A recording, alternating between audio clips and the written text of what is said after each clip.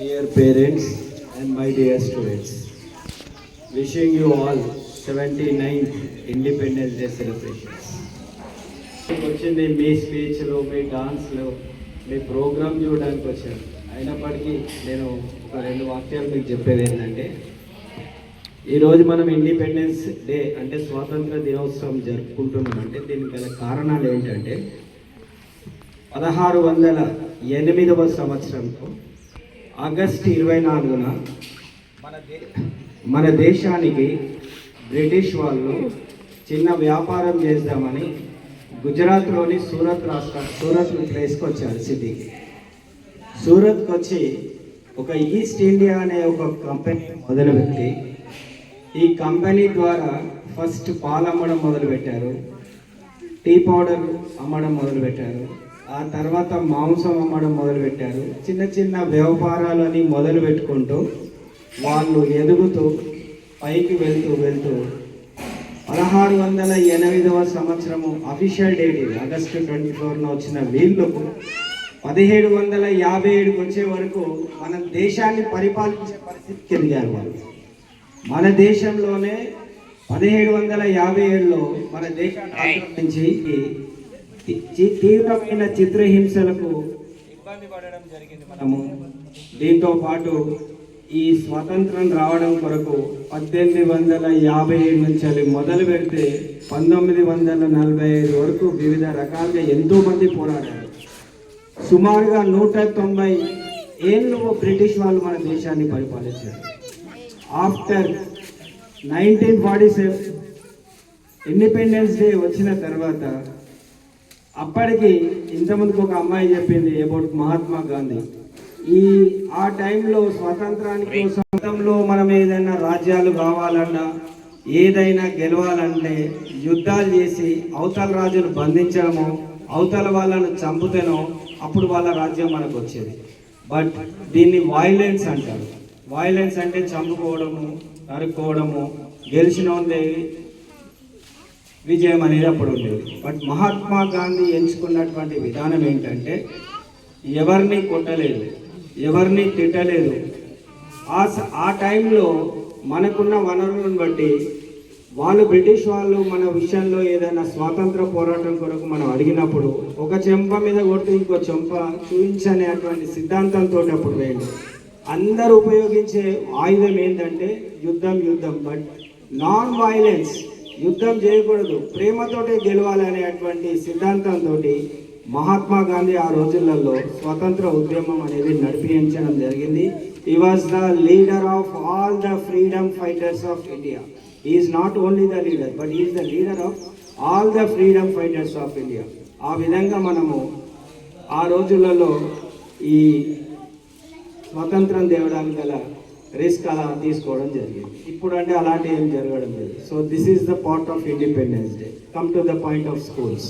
So school ఇప్పుడు చూస్తున్నటువంటి action ఏంటంటే children are very good, you are doing very good activities. మనం ఎంత చేసినా పేరెంట్స్కి ఏమనిపిస్తుంటుంది, ఇంకా కొంచెం పైకి సంబంధించినటువంటి పిల్లలతోటి పోల్చడము జరుగుతూ ఉంటుంది. But comparing with other schools, comparing with other government sector, our school children are far better because I have an experience of private schools also. నేను కాన్వెంట్ స్కూల్లోనే చదివాను. చిన్నప్పటి నుంచి కాన్వెంట్ స్కూల్స్లో పెరిగాను.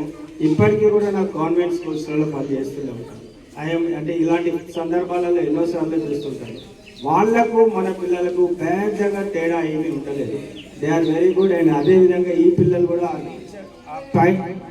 ఆ ప్లేస్ వరకు రీచ్ అవుతున్నారు. దీని వెనక రిస్క్ తీసుకుంటున్నటువంటి టీచర్స్ కానీ ఇంకా ఇలా తోడ్పడుతున్నటువంటి పేరెంట్స్ కానీ ప్రత్యేకంగా నా తరఫున వాళ్ళందరికీ కూడా ధన్యవాదాలు.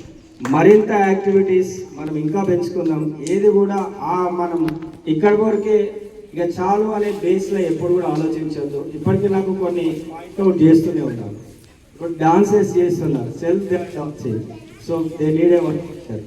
లాస్ట్ టైం కూడా నేను ఒకసారి సార్కి ఇన్ఫర్మేషన్ చెప్పాను.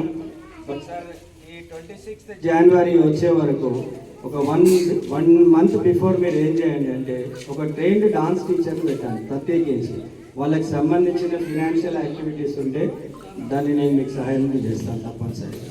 ఎందుకంటే ప్రోగ్రామ్స్కి వచ్చినప్పుడు చదువుతో పాటు కూర్చున్న వాళ్ళందరూ కూడా ఒక ఎంటర్టైన్మెంట్ కావాల్సిందే.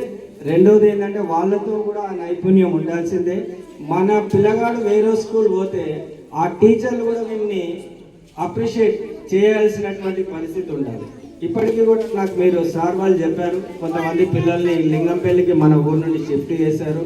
షిఫ్ట్ చేసినప్పటికీ కూడా వాళ్ళ చదువులు ఎలా జరుగుతున్నాయి రిపోర్ట్స్ అనేది నాగేష్ సార్ ఎప్పటికప్పుడు అప్డేట్ చేసుకుంటున్నాడు. ఎందుకంటే మనం ఒక గవర్నమెంట్ స్కూల్కు సజెస్ట్ చేసినప్పుడు అక్కడ కూడా యాక్టివిటీస్ బాగుంటున్నాయో లేవో చూసుకోవాల్సిన పరిస్థితి ఉంటుంది సార్ అని ఫాలో అప్ చేస్తున్నారు. ఇంకా గ్రేట్నెస్ ఏంటంటే చిన్న చిన్న పక్కకున్న తండాలు స్కూల్స్ కూడా ఆ పిల్లలు మన స్కూల్ పంపించాలి అనేటువంటి ఆలోచనతోటి ఎంతో ఉన్నారు. బట్ మేము కూడా డిస్కస్ ఏం చేసుకున్నామంటే మన దగ్గర ఎంత పిల్లలు ఉంటే ఏడు వరకు అయితే ఎక్స్ట్రీమ్గా అయితే రన్ చేద్దాం సార్. ఒకవేళ వాళ్ళు వస్తా అంటే దాని సంగతి తర్వాత చూద్దాం, వీళ్ళ వరకు అయితే చూద్దాం అనుకోను. So all of fine day ఏంటంటే నేను నిన్న మొన్న కొన్ని వీడియోలు గ్రూప్స్లో పెట్టినప్పుడు చూశాను. నాకు తెలిసిన ఫ్రెండ్స్కి పెట్టాను. ఈవెన్ మా సిస్టర్ కూడా ఓన్ ఒక స్కూల్ హెడ్ మిస్ట్రెసే. ఈవెన్ నేను కూడా నాకు ఒక స్కూల్లో పార్ట్నర్షిప్ ఉంది. దాంట్లో మా గ్రూప్స్లో మా విలేజ్ యొక్క పాత స్కూల్ ఇలా ఉన్నది, ప్రజెంట్ స్కూల్ ఇలా ఉన్నది అంటే they are appreciating me also. ఎందుకంటే ఇలా జరుగుతున్నది, దట్స్ గ్రేట్. ఇలాంటి వాళ్ళు ఉండాలి. ఇంకొకటి ఏంటంటే చాలా గవర్నమెంట్ సెక్టర్లో ప్రైవేట్ స్కూల్స్కు పంపడానికి పేరెంట్స్ బాగా ఇష్టపడుతుంటారు. గవర్నమెంట్ స్కూల్లో ఎంత క్వాలిఫైడ్ టీచర్స్ ఉండి మన టీచర్స్ని మనం గమనిస్తున్నాం, నిరంతరం కష్టపడుతున్నారు.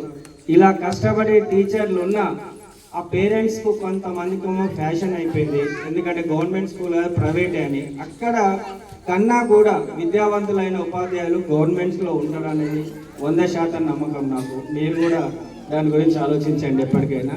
సో నాకు తెలిసి there is no student from our village is going to outside of the. ఇప్పటికైతే మన గ్రామం నుండి ఒక్క పిల్లవాడు కూడా ఈ స్కూల్స్ బాగా లేవనో